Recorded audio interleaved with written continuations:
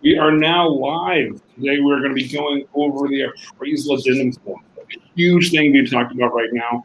A lot of stuff going on. I'm going to be sharing my screen, so you guys can see exactly what we've got going on. Going to be going over the addendum to make sure you know what's going on, how it's working. We also have a New Mexico addendum that we're going to be going over, and just also going through making sure we understand the third party and some tricks and some thoughts to think about with that as well. So what we have here, let me make sure, I'm going to be making sure it pops up when I'm doing this thing because I'm always lagging behind, but I want to make sure you guys can see what I can see. So what we have here is the addendum concerning the right to terminate due to lender's appraisal. This form, fairly new. I mean, it came out in November 2018, but people haven't been using a lot, especially in the El Paso market. It's just now starting to see a lot of traction. The great thing about this form, and it's right there in the very top section, it is to be used with a third-party financing addendum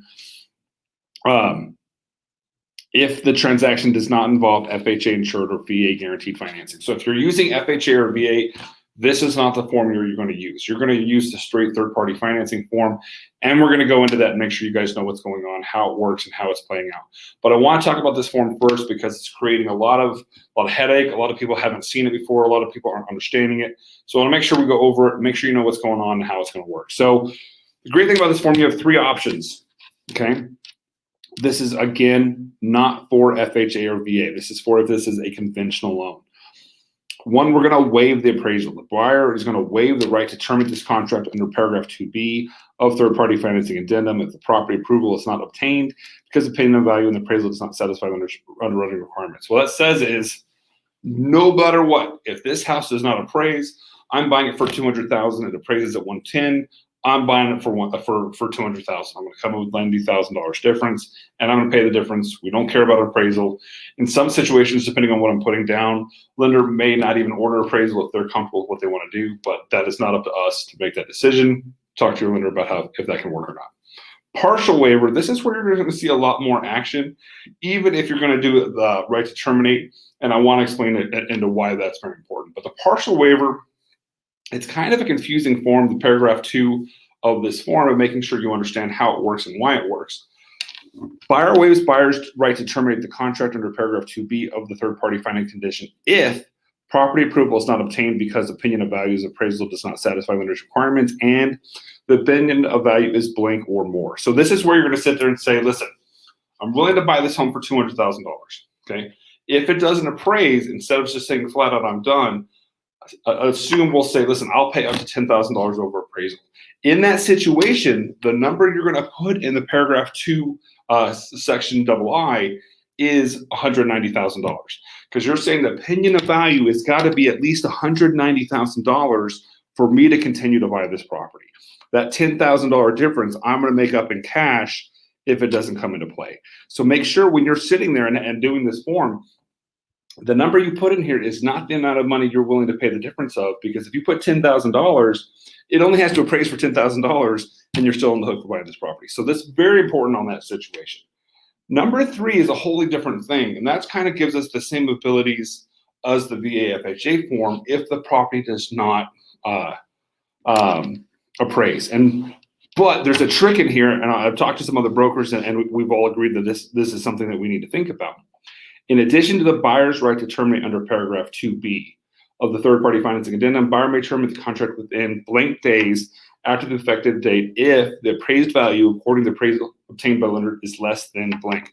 So if you say, listen, I want the right of the FHA and VA lenders of loans to be able to terminate this contract if the home does not appraise, then I need to have the ability to come in and say, no, I'm going to do what I need to do.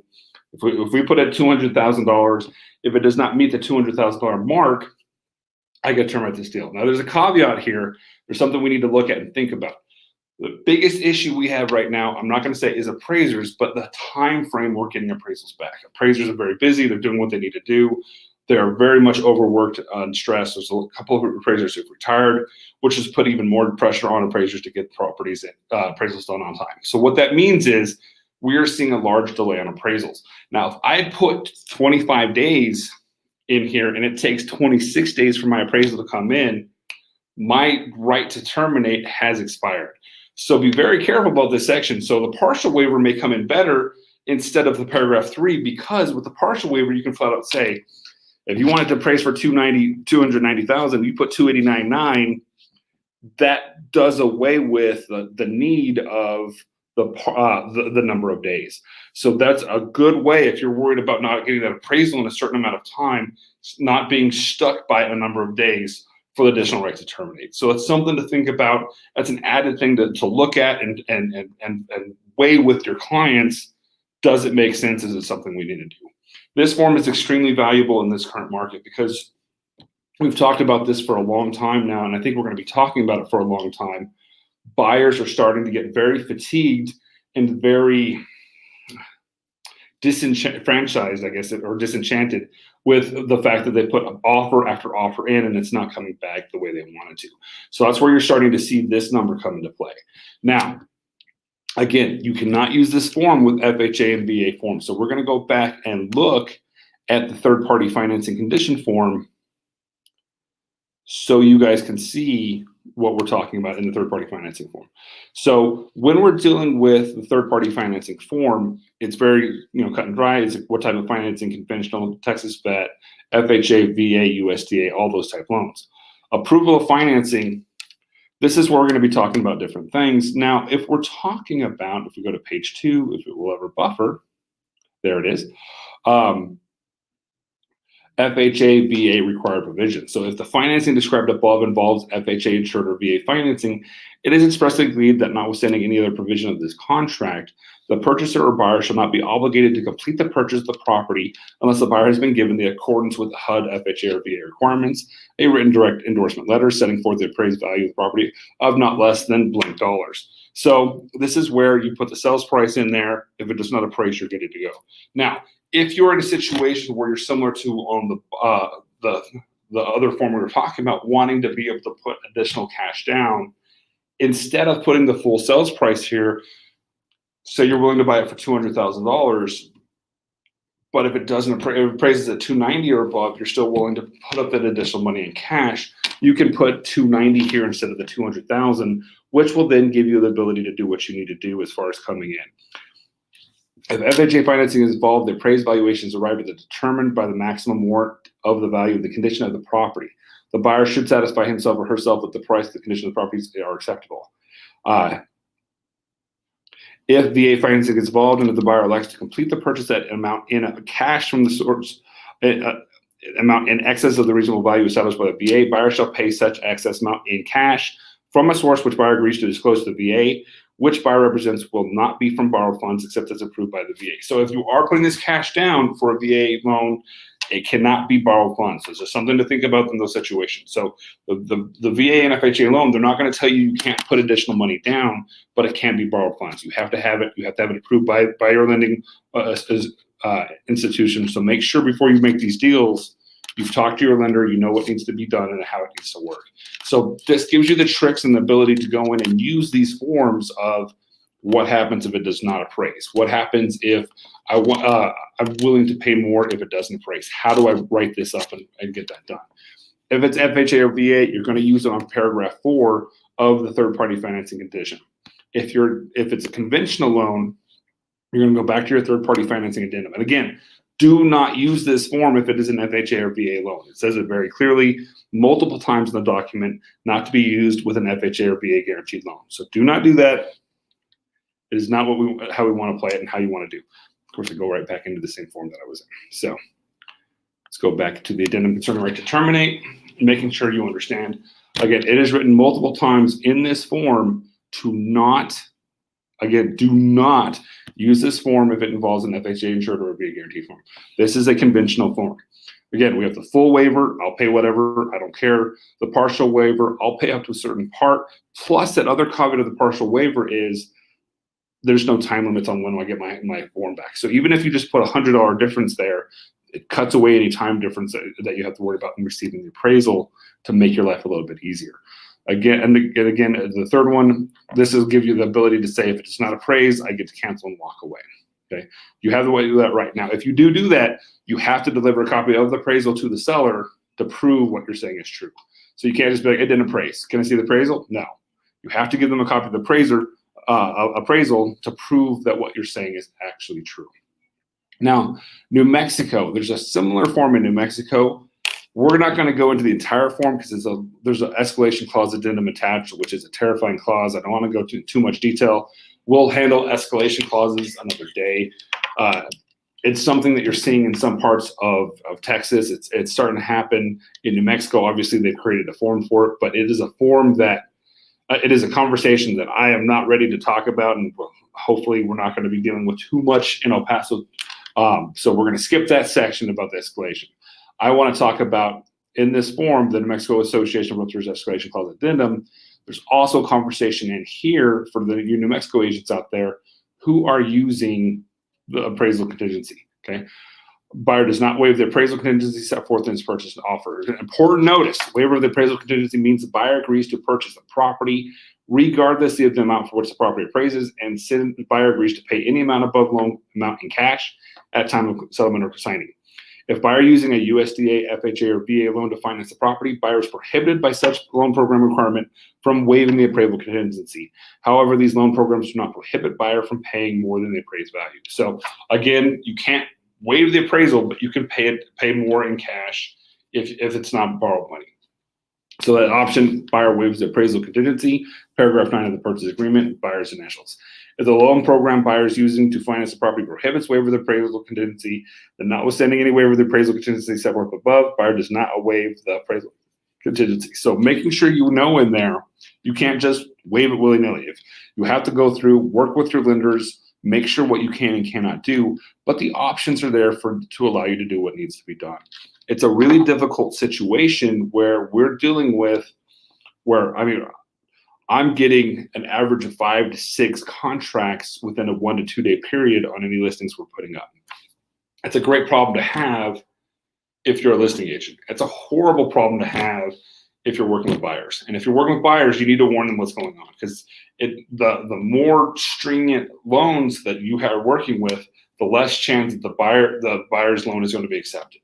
In this world, cash is king, conventional. We're seeing those coming back more and more because I don't have to do delays. I don't have as much requirements as far as strict guidelines, as far as making sure the home is completely painted, making sure all of the requirements that the FHA and VA have, which are good requirements to make sure that the buyer is being protected, but it's making it more and more difficult for the seller to pick those loans in the situation we're in. The important thing for you to remember, no matter what, this is not your contract. This is not your decision to make. Our job is to give every single contract to our clients, explain it to them, make sure they know what the offer is. There are great apps out there that allow you to do that. Lone Star app I use quite often. It's a fantastic app to be able to go through, and allows you to straight up do a comparison of every contract that is there. That gives you a great opportunity to tell your client, okay, this contract, you're going to walk away with this roughly. This one, you're going to walk away with this roughly. This one, you're going to walk away with this roughly. Be very careful when you're doing what you're walking away with. Have the title companies help you as much as possible as far as coming up with the numbers of what they're going to use. Make sure you have prorations of taxes in there. Make sure you have one idea is make sure you have a good idea on payoff. Personally, I like to say this is where you're going to get less your payoff, because if they're wrong on their payoff, they're going to remember you said I was going to get 10 grand, but I said that assuming that the payoff was $10,000 less than it is. Now you're getting nothing. So be very careful about just flat out saying you're going to get this much money. I don't know what your payoff is. I don't know if you skipped mortgage payments. I don't know what's going on in that situation. I don't know if you don't have escrows in there, if you do have escrows in there. So having that saying, this is what your closing costs are roughly going to be, less your payoff that you can get from the lender, this is what you're going to walk away with. And that makes it a little bit easier in my view, just because then if they still don't make 2 months mortgage payments or when this thing to close, all that money that we said that they were going to net doesn't go away very quickly. Just some great different things to think about on here. The appraisal form is definitely something we're seeing used more and more on a daily basis. Giving you the opportunity to use it for all different forms is extremely important as well. Brian, are you on, or do you have anything you want to say on this? I know you pop in every once in a while and go with it. He's thinking about it. He's thinking about it. Yeah, sorry about that. I forgot to unmute. So there's a couple parts of that equation. One, for all the agents out there, I want you to realize that there is a big caliber of understanding where we're at with the conventional loan. So a lot of people forget to put this form together. And when you forget to put this form together, whether that be a waiver or not waiver, by not having the form effectively in place, you have given your client no protection either way. And I can't tell you how many conventional offers do not have this form. It is not prevalent in the marketplace.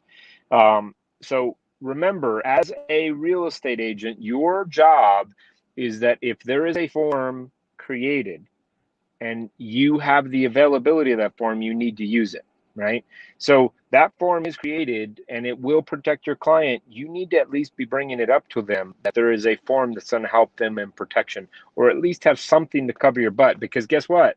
If they get to the point of the appraisal and it turns out the house doesn't appraise and you have to put this form into effect and they find out that there was a form that was possible to protect them, guess who's in trouble? Right? You are putting yourself in a bind. And once again, guys, we've talked about this all the time. And every time we talk about the fact that don't destroy your livelihood because you're not knowledgeable on what you're using. Andrew is right. New Mexico's scary in a lot of ways, but they have put a form for escalation. I noticed something from Patty Olivas the other day that she posted that I thought was really relevant. So the use, and I don't know if you saw it too, Andrew, but the use of the special provisions area for an escalation clause. People were dropping it in there, and it actually, you can't do that. You can't use it for a non-factual statement.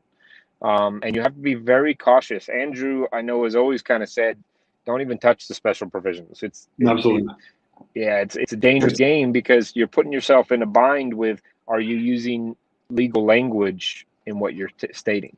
Well, not only that, there's two terrifying parts of that of special provisions. One, absolutely, it is so easy to start writing a law, and we have no right to write law. We are not attorneys. We cannot do that in any way, shape, or form. Two, if you write something in there that they have created a form for, you have violated TRELA. So it's so easy to not realize. Just hey, refrigerator conveys. Well, we have a form for non-realty items. So you cannot put that in there because there's a form created for that purpose. So be very careful what you're doing and why you're doing it and how you're doing it. The best thing to do is stay away from special provisions. Don't write anything. Don't do anything. If you're not working with Century 21 Haggerty and I'm your broker, talk to your broker before you even think about using that form. And I assume they're going to say, don't do that, because it's just too easy to make that mistake and do those things. But the issues are there, the conversations are there, just similar as, FHA and VA, where they're saying, hey, I'm willing to pay $10,000 over. You don't say in special provisions, sellers are willing to pay $10,000 over. You put it in that third party financing of, we're buying it for 180. It has to appraise for at least 170, and that's where you put that information in there to allow for that additional cash value to come in.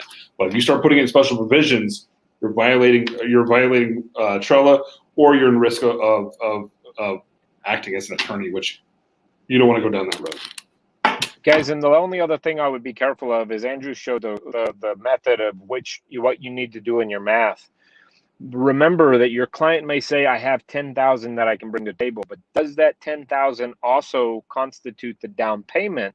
Because remember, if it doesn't appraise, the loan amount changes based on your down payment. Okay, so just as a thought process, let's use Andrew's kind of scenario. $200,000, you got approved for $200,000 with, let's say, 5% down payment. So you have to bring $10,000 no matter what. Well, if it appraises for 190, the mortgage product still requires 10% or 5% down. So now your 5% is 5% of the 190.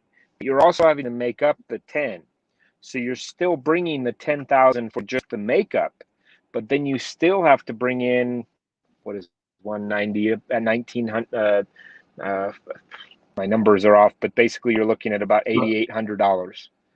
that you're having to bring to table. So you're having to bring $18,000 or $19,000 to the table instead of the 10 that you were going to bring in the first place. So you need to make sure that your numbers match, and where all that falls into play appropriately. So just be cautious and ask, talk to your broker. If you're with either myself or Andrew, talk to us. Let us help you through it, because I'll be honest, even in the conversation with the when we first did the waiver, the first waiver we did, we went through that form like 3 times. We were like, no, do it. No, don't do that. No, do it this way, because it's confusing language. It's contract language. This was written by lawyers, and we all know that Andrew and myself have very little love for lawyers, unless you're on the stream, and we appreciate you. But at the end of the day, listen, they are trying to give an out for them in the future. They're trying to find a way that they could get out of it. So the language is very convoluted in a lot of ways. We need to be careful with it, right? Absolutely.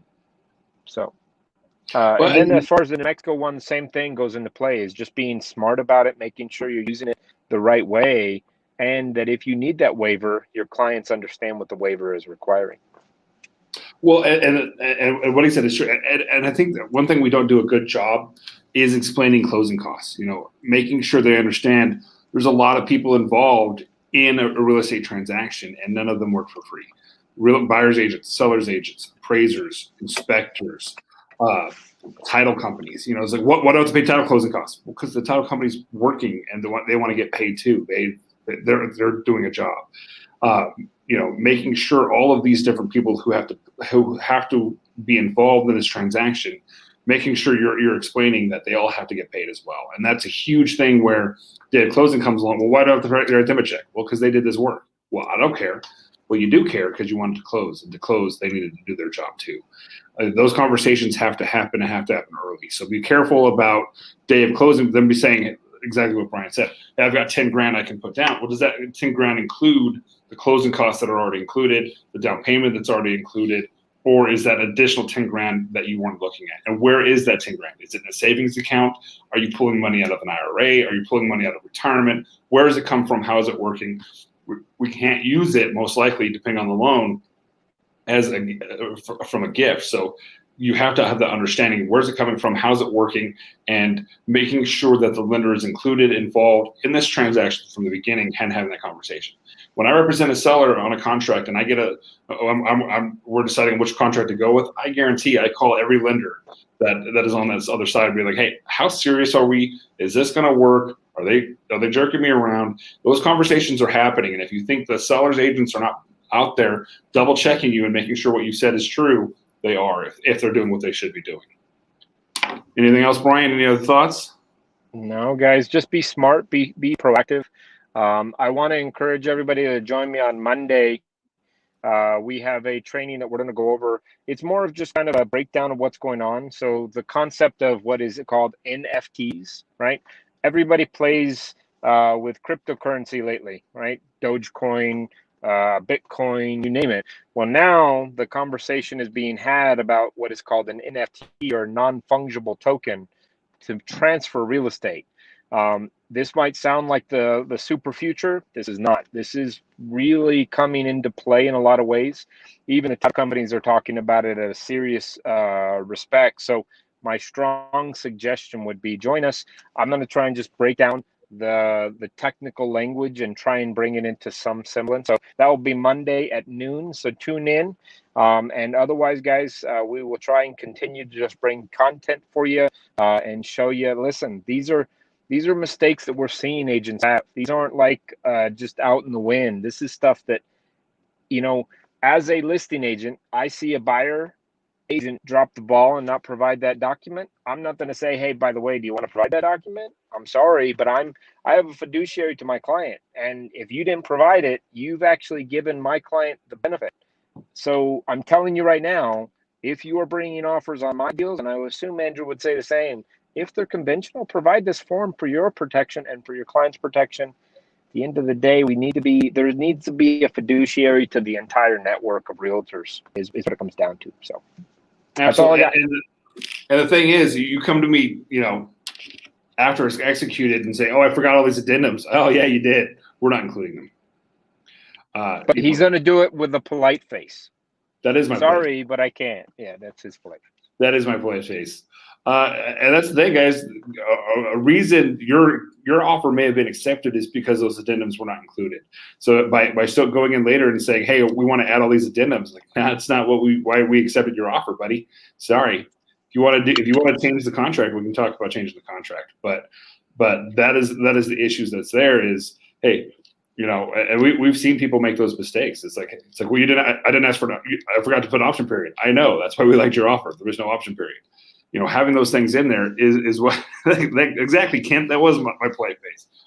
But knowing what's going on, how it works, it's very important to play with it, but you've got to do that due diligence at the front, because if you come back later and try to add addendums and do things, there's a lot. We have an executed contract. I don't need to go and change it again. So think about that. Be prepared. Do your due diligence at the beginning and offer a solid contract, and don't go in there and try to win the deal and then go back and try to back it out later. That's just, it's not a good way to do business.